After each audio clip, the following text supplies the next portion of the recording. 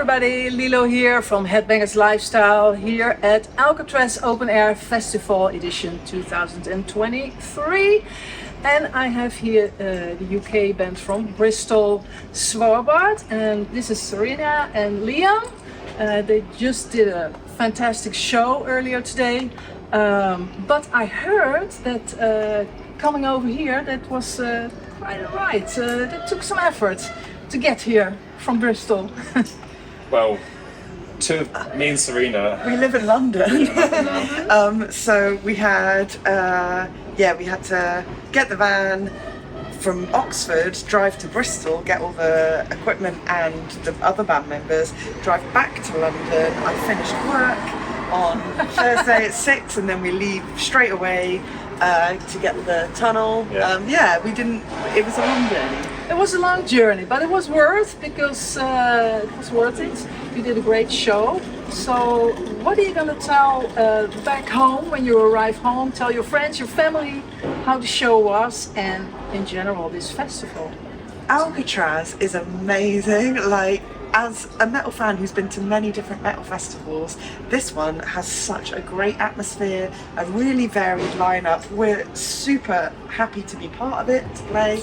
The reaction from the crowd was really warm and really passionate, which was great. And apparently a lot of people who'd never heard of us before came to check us out, which we love to see that. We love to see people making the effort to see bands they might not have heard of before and giving it a chance. So really, really nice. I'd love to come back here one day. I actually like it so much. I'm coming back tomorrow just to watch Twilight Force. Oh wow! I love nice. it. So yeah, really, really great to be here. Nice. And the show was good for you on stage. Everything was working fine, I guess. Amazing. Yeah, great sound, great atmosphere, very easy, no problems. Like you. Got my stage towel though. Oh yeah, Liam forgot his towel. Oh, it was so I quite was sweating sweaty. a lot. Yeah. I'm a sweaty man anyway, but It was like a extra swamp sweaty inside, It was right? very hot. Yeah, it was that- in the morgue, so it was this nice, cute little tent and a cute little stage, but it was packed. It's cool. So about the band name, Svalbard is also known as Spitsberen, as I am correct. Russian name for it. Yeah, Norwegian archipelago in the Arctic Ocean. It's a striking band name, I guess, but you're not the only one. I noticed there's a Canadian black metal band who has the same name, actually, very obscure. So why did you choose this name? Well, when we formed the band 11 years ago, we were trying to come up with a name. Liam and I were both reading the same trilogy of books at the same time, which is His Dark Materials by Philip Pullman, and we were sort of messaging each other words from the book, trying to pick one to be a band name because I think we felt this connection to this series of books. And I think one of us, I can't remember who, said in the messages, what about Svalbard? Because Svalbard is a setting in the books.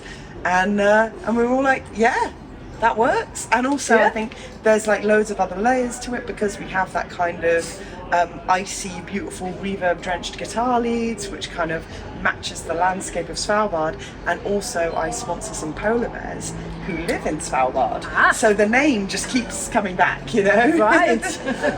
Very soothing, I guess. Yeah. So, apparently, there's some post-metal in your music. There's a whole variety of hardcore, post-hardcore, post-rock, crust. I name it here, post-metal. Everybody puts a name on it, a label. So I guess your music is somehow a hybrid. Yeah, it's an amalgamation of all of us, really. And very elusive as well.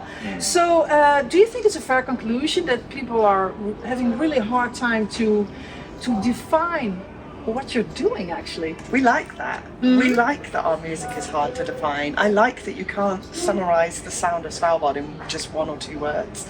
It makes it kind of, you don't know what we're going to do next. We have a lot of freedom to explore so many different sounds because we're not stuck or chained to one genre. And I think the way that comes about is very natural. We didn't sort of sit down and go, we're just going to do all these crazy different things. It's because we all listen to different types of music. I have more of a black metal influence, Liam more kind of hardcore, D-beat, And pop. and pop. Yeah, Right, that's And, also cool. We also I guess. really like the shoegaze stuff, which Yeah. is still there, and then like our drummer Mark really likes death metal and stuff like that. So I think it's because we all come from different listening influences and meet in the middle, and this is This is what comes out. This is what comes out. This is the brew of it all. I think we sound like us. So I think if someone heard a song who hadn't heard us for a couple of years, they'd recognise it as our band. Yeah. I think we found our sound quite quickly. Yeah. I think. Okay. So both harsh vocals. You also do some clean vocals. I find it Bjork-like somehow, very dreamy. wow. I like the sound in there. Yeah, really cool. I think you have a great dynamic together, and also with the guitars. So really cool. Upcoming a new album, The Weight of the Mask. It's going to be released October 6th, right? The first via Nuclear Blast. So that's really a cool thing in your career, I guess. Yeah. So, and it's your fourth album, right? Yes. Yeah. So, where does the band stand with this album in particular? Can you say anything about it? Oh, we're really excited to release it. I think the key differences with our fourth album is that it sounds cliche. The heavy songs are heavier. Like I think the two singles we've released so far, Eternal Spirits and Faking It, are two of the heaviest songs we've ever written, and some of the most metal riffs we've ever written. But then we're about to release a new song next week, which is probably, I mean, it's got no screams in it. Oh. It's got violin in it. Oh, Some wow. sweet Yeah, it's got harmonies. lots of harmonies. It's very expansive and beautiful and pretty. So I feel like we've really gone to the extremes of the two different flavors of Svalbard on this album. Okay, so that's a surprise again, I guess, for the audience. Yes, yeah. Nice. So the band was formed about 12 years ago then. 4 studio albums, done a lot of shows. Is it a long way to the top? If you want to rock and roll. Yeah, exactly. I don't think it's about getting to the top. It's just enjoying ourselves, feeling creative, having that outlet for ourselves. I mean, But if obviously, it does well, then it's, Yeah. It's great. Yeah. we The want a fact that we headline can do this. Rackham, obviously. That would be something. Yeah, I mean, everyone's got their dreams, but I think the key part of Svalbard for us is to have that passion and that creativity and that space to explore that. And that space, if we're still loving every minute of playing live together, if we're still loving every minute going into the studio writing the next album, that's all that matters. We don't really care about like being the biggest band in the world. We just want to have something that we can put all of our heart into. Yeah. And this is what you do professionally or on a daily basis? No. No. All kinds of. We all work. I work in the games industry. Yeah. I work in the parcel industry. Nice. So it's merging in your free spare time and. Yes, I mean at the moment it's Yeah. a real balancing act, trying to do both, but it's good, keeps you busy, you know. Of course. So. It's like doing another job on top of your actual job. Yeah, exactly. So, what does it take to be part of this band? Grit, determination, Yeah. at least 5 GCSEs. Yeah. We all have at least 5 GCSEs, which. Yeah. Being able to sit in the van for hours you need- and not hate each other. Yeah, You know, yeah. we have arguments, of course we do. You put 5 people in a, 4 or 5 people in a van. Yeah. You spend a lot of time together. You can have arguments, but it's not like some of the horror stories I've heard of other bands. We've never been that bad.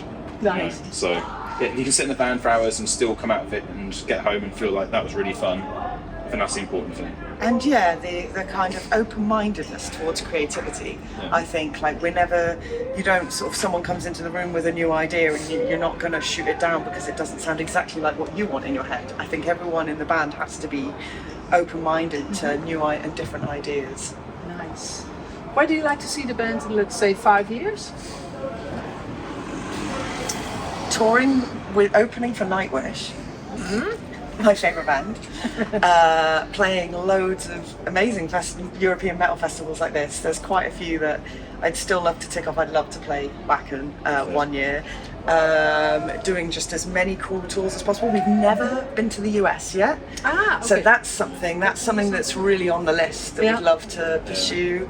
US, Australia, I think we've been to Japan, but we might Want go to go back. back. Oh, wow. Yeah. So Just getting out there and doing as much as possible. Hopefully making more music and releasing it with Nuclear Blast, because so far that relationship has been amazing. Nice. So yeah, just continuing doing more shows, more music. Yeah. That's all that matters really. And More long drives. Yeah, more long drives. Long drive. I want to do a 24-hour drive. I've done a 24-hour drive. I know you have. I once drove to Berlin from Bristol, played the show, and then just drove straight home again afterwards.